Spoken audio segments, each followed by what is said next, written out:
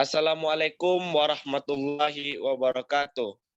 Alhamdulillahirabbil alamin, arsala rasulahu bil huda wa dinil haq liyuzhirahu ala dini kulli wal kafa billahi syahidah. Asyhadu an la ilaha illallah, asyhadu anna Muhammadan abduhu wa rasuluh, allazi la nabiyya ba'da amma ba'du.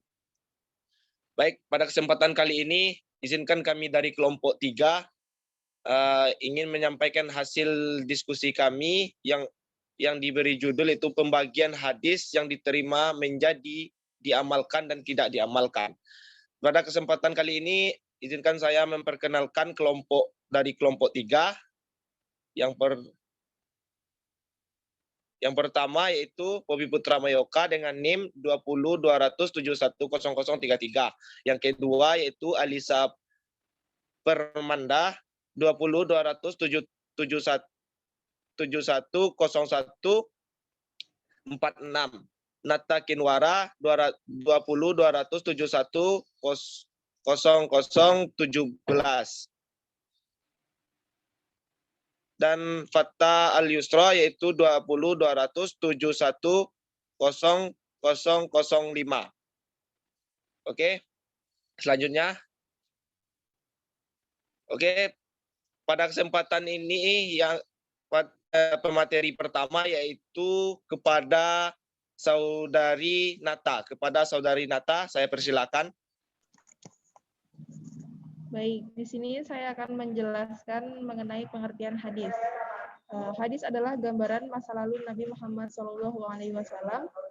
Kita bisa mengetahui apa saja yang terjadi pada Nabi di masa lalu, mulai dari segala perkataan atau sabda Nabi, perbuatan, ketetapan, dan persetujuan dari Nabi Muhammad SAW yang dijadikan masalah apa saja yang pernah dihadapi oleh Nabi dan para sahabatnya di masa lalu. Gambaran masa lalu Nabi bisa sampai kepada kita hari ini karena ada riwayat atau dokumentasi yang dilakukan oleh sahabat, para tabi'in, dan seterusnya. Hadis dijadikan dasar hukum selain Al-Quran, ijma, dan qiyas, di mana dalam hal ini kedudukan hadis sebagai dasar agama Islam kedua setelah Al-Quran. Hukum-hukum yang tidak ditemukan jawabannya dalam Al-Quran bisa dirujuk pada hadis Nabi Muhammad SAW untuk menemukan solusinya.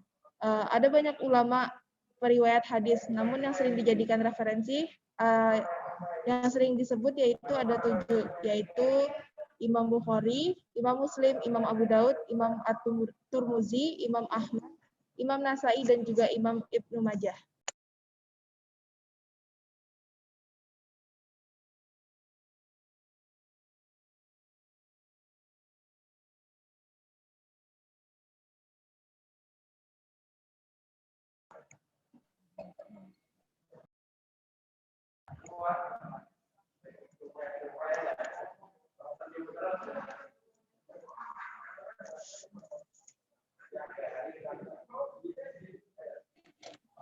Lanjut Saudari Nata. Kemudian ada alasan hadis bisa diamalkan atau tidak bisa diamalkan. Dalam beberapa hal, hadis sebenarnya hampir sama dengan sirah atau sejarah, karena sama-sama menceritakan masa lalu. Tapi hadis memiliki persyaratan yang lebih ketat daripada sejarah dalam hal penerimaan informasi. Sebuah informasi dikatakan valid apabila disampaikan oleh informan yang kredibel dan dipercaya. Metode penerimaan informasi ini diistilahkan naqd al-sanad atau kritik jalur periwayatan. Setiap perawi atau informan yang terdapat dalam sanad atau silsilah periwayatan dikaji satu persatu sampai yakin di dalam hati bahwa informasi tersebut memanglah benar.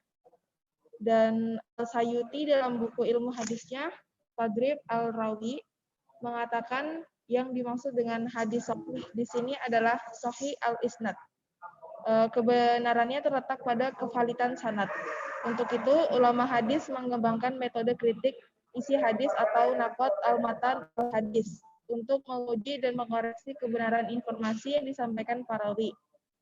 Dan hadis sahih belum tentu bisa langsung diamalkan. Matan atau isi hadis harus diuji dulu dengan metode kritik matan.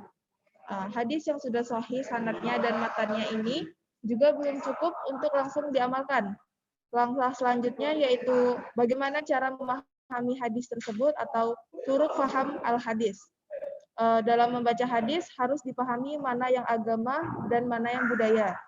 Sebab bagaimanapun hadis tidak terlepas dari budaya dan struktur masyarakat Arab kala itu. Misalnya seperti hadis tentang pakaian.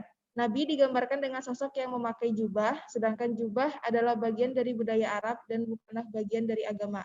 Karena faktanya, yang memakai jubah bukanlah orang Islam saja, melainkan non-Muslim pun juga menggunakannya, dan juga banyak contoh lainnya.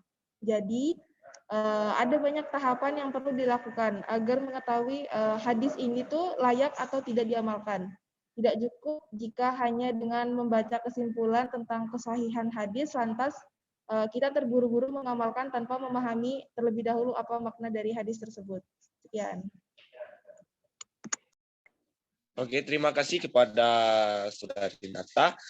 Lanjut.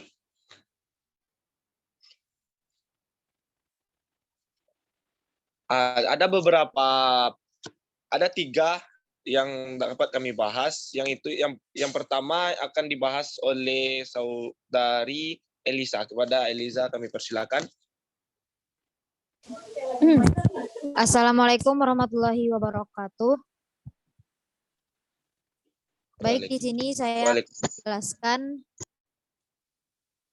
apa itu muhkam. Muhkam artinya ayat yang maknanya jelas dan tidak tersembunyi seperti beberapa contoh kata-kata dalam Al-Quran yaitu langit, bumi, bintang, gunung, pohon, dan lain sebagainya. Karena semua maknanya jelas menggambarkan satu makna dari kata tersebut. Ayat muhkam maknanya dapat diketahui secara langsung tanpa memerlukan keterangan lain. Ayat muhkam juga mempunyai arti yang logis. Muhkam adalah ayat-ayat yang berkaitan dengan kewajiban-kewajiban agama serta janji dan ancaman. Muhkam adalah hadis makbul atau hadis yang diterima yang selamat dari pertentangan yang semisalnya. Kebanyakan hadis-hadis berasal dari jenis yang ini. Adapun hadis-hadis yang bertentangan jumlah lebih sedikit daripada jumlah keseluruhan hadis. Selanjutnya pengertian mukhtalif. Ilmu mukhtalif hadis ialah ilmu yang membahas hadis-hadis secara lahiriahnya, tampak bertentangan, untuk kemudian dapat menghilangkan pertentangan tersebut atau untuk dapat menemukan perkompromiannya. Sebagaimana bahasan tentang hadis-hadis yang sulit memahami atau menggambarkannya, untuk kemudian dihilangkan kesulitan-kesulitan itu serta menjelaskan hakikat pemahamannya. Dalam kajian hadis mukhtalif, para ulama telah merumuskan teori atau ilmu yang berkaitan dengannya, yaitu ilmu mukhtalif hadis. Dengan memahami ilmu ini, seseorang akan terhindar dari kekeliruan dan kesalahan dalam memahami hadis-hadis mukhtalif. Dipandang dari segi bahasa, kata mukhtalif adalah bentuk isim fa'il dari kata ikhtilaf, yang bentuk masdarnya dari kata ikhtalafa yakhtalifu, fi'il madi. Fi'il mudhari yakhtalifu. Dipandang dari bahasa, kata ikhtilaf bermakna berselisih atau tidak sepaham.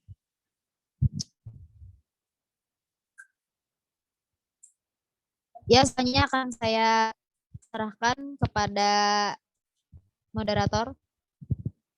Terima kasih kepada Saudari Elisa. Oke, selanjutnya kita masuk ke poin ketiga yang akan disampaikan oleh Saudara Fatah. Kepada Saudara Fatah, saya persilakan.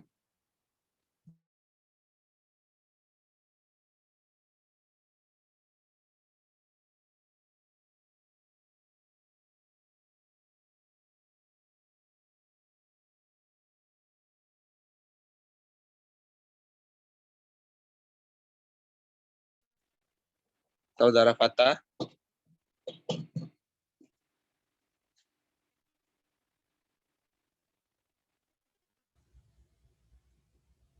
Terima kasih. Kendala jaringan sebentar. Ya, selanjutnya kita bahas tentang nas. Menurut bahasa mempunyai 2 makna, menghapus dan menukil, sehingga seolah-olah yang menasah itu telah menghapuskan yang mansukh, lalu memindahkan atau menukilkan kepada hukum yang lain. Sedangkan menurut istilah adalah pengangkatan yang dilakukan oleh penetap syariah terhadap satu hukum yang datang terdahulu dengan hukum yang datang kemudian. Nas menurut bahasa mempunyai dua makna, yaitu menghapus dan menukil, sehingga seolah-olah orang yang mensah itu telah menghapuskan yang mansuk lalu memindahkan atau menukil kepada hukum yang lain. Sedangkan menurut istilah, nas adalah pengangkatan yang dilakukan oleh penetap syariat terhadap satu hukum yang datang terdahulu dengan hukum yang datang kemudian. Terima kasih Mas Bobi. Sekian. Oke, terima kasih kepada Mas Fatah.